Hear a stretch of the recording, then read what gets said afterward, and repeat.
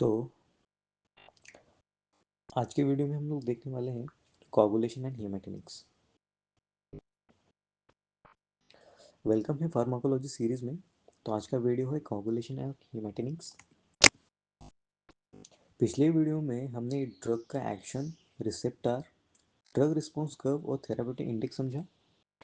आज हम उन्हीं कंसेप्ट को रियल ड्रग क्लासेस पर अप्लाई करने जा रहे हैं, कोगुलेशन और हेमेटोनिक्स।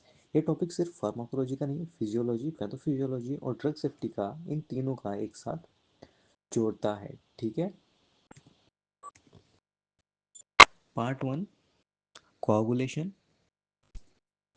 What is coagulation? Coagulation is process by which blood changes from liquid to solid to prevent bleeding.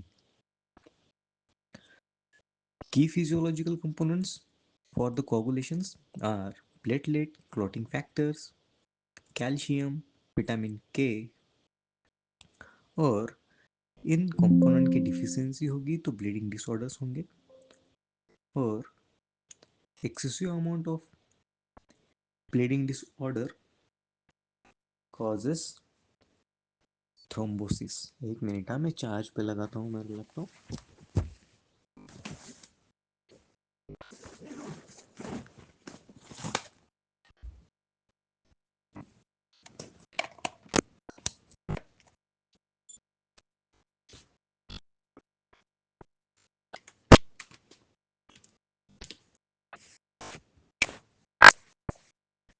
हाँ, अब देखते हैं classification of coagulation. There are mainly three types. Anticoagulants जो क्लॉट फॉर्मेशन को रोकते हैं, कोगुलेंट्स और हीमोस्टैटिक्स जो ब्लीडिंग को रोकते हैं, एंटीप्लेटलेट ड्रग्स जो प्लेटलेट एग्रीगेशंस को रोकते हैं। आगे चलते हैं। एंटीकोगुलेंट्स, एंटीकोगुलेंट्स में फर्स्ट ड्रग है हेपेरिन। मैकेनिज्म एक्शन देखेंगे। हेपेरिन एक्टिवेट करता है एंटीथ्रोम्बिन 3 को, और वो इनएक्टिवेट करता है थ्रोम्बिन फैक्टर 10A, और इसका एक्शन होता है इमीडिएट। इसका रूट होता है इंट्रावेनस और सबक्यूटेनियस से, और ये मॉनिटरिंग करता है एपीटीटी का, और इसका एडवर्स रिएक्शन क्या होगा? ब्लीडिंग। हेपेरिन इंड्यूस्ड थ्रोम्बोसाइटोपेनिया, और इसका एंटीडोट है प्रोटामाइन सल्फेट। ठीक है, हमने देखा हेपेरिन, उसका मैकेनिज्म ऑफ एक्शन, एक्शन का टाइम, रूट, एडवर्स रिएक्शन और उसका एंटीडोट। नेक्स्ट देखते हैं warfarin. Mechanism of action of warfarin, warfarin क्या करेगा? Inhibit vitamin K epoxide reductase enzyme को, वो क्या करता है? Decreases the synthesis of clotting factors. What are the clotting factors? Clotting factors second, 7, 9 and 10, और इसका एक्शन डिले होता है, और ये मॉनिटर करता है पीटी और आईएनआर को, और इसका एडवर्स ड्रग रिएक्शन कॉज करेगा ब्लीडिंग, टेराटोजेनिक इफेक्ट दिखाएगा। देन इसका एंटीडोट क्या होगा फिर? विटामिन के। ठीक है, हमने देखा एंटीकोगुलेंट्स, और इसके एंटीडोट में फ्रेश फ्रोजन प्लाज्मा, ये भी है।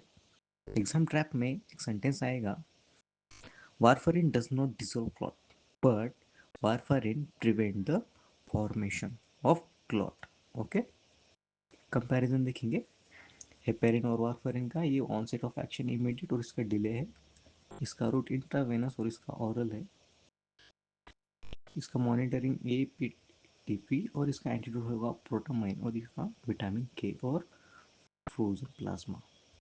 अब देखेंगे कोगुलेंट्स और हीमोस्टैटिक्स। ये यूज़ होते हैं एक्सेसिव ब्लीडिंग में, सर्जरी में, हीमोफीलिया में, और इसका एग्जांपल्स होगा विटामिन के, फाइब्रिनोजन, फैक्टर 8 और factor 9। Clinical logic, bleeding disorder gives clotting. अगर ब्लीडिंग डिसऑर्डर हो तो फिर क्लोटिंग फैक्टर्स देनी चाहिए। ठीक है, पार्ट टू में देखते हैं हिमैटिनिक्स। हिमैटिनिक्स क्या होती है? Drug that increases haemoglobin level and improve the RBC production. Types of anaemia देखेंगे। आयरन की डिफिशियंसी होगी तो iron deficiency anaemia, folic acid की डिफिशियंसी होगी तो फोलिक एसिड डिफिशियंसी, और विटामिन डी यानी साइनोकोबैलामाइन होगा तो विटामिन बी12 की डिफिशियंसी। ठीक है, आयरन प्रिपरेशंस मैकेनिज्म देखेंगे। Iron is required for heme synthesis which forms haemoglobin, oral iron कौन से होते हैं? Ferrous sulphate, ferrous fumarate. Parenteral iron होते हैं आयन सुक्रोज, आयरन एडेक्स्ट्रा। और इसका एडवर्स रिएक्शंस क्या कॉज करते हैं? Gastric irritation, constipation, black stool. तो एग्जाम पॉइंट में देखेंगे, अगर आयन का अब्सॉर्प्शन कहाँ होगा ज़्यादा, एसिडिक मीडियम में होगा, ठीक। फोलिक एसिड, फोलिक एसिड का रोल क्या है? DNA synthesis, RBC maturation, deficiency causes megaloblastic anemia, or important point, folic acid corrects anemia but not neurological symptoms of B12 deficiency. Okay, vitamin B12 देखेंगे, उसका role देखेंगे, DNA synthesis, myelin formation, deficiency causes pernicious anaemia, neurological damage करेगा ये। और इसका root होता है intramuscular injection, ये प्रिफर्ड होता है।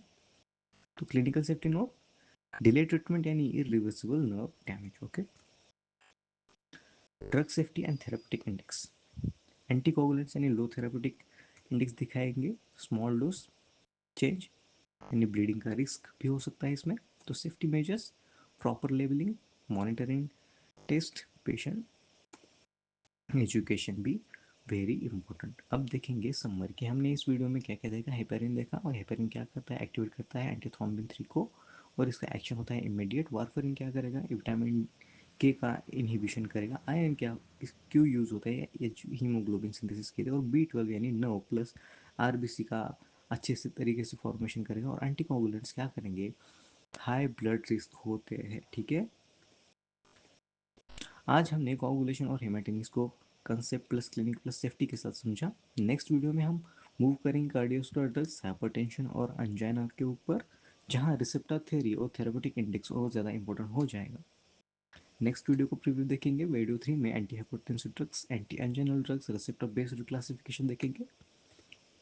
तो इस सीरीज में हमने दो कंप्लीट कर लिए, इंट्रोडक्शन और बेसिक फार्माकोलॉजी। और इसी वीडियो में कोआगुलेशन और हेमाटेनिक्स हमने कवर कर लिया। अगली वीडियो में हम मिलेंगे एंटी हाइपरटेंसिव और एंटी एंजाइनल ड्रग्स के ऊपर। तब तक के लिए थैंक यू, मिलते हैं नेक्स्ट वीडियो में।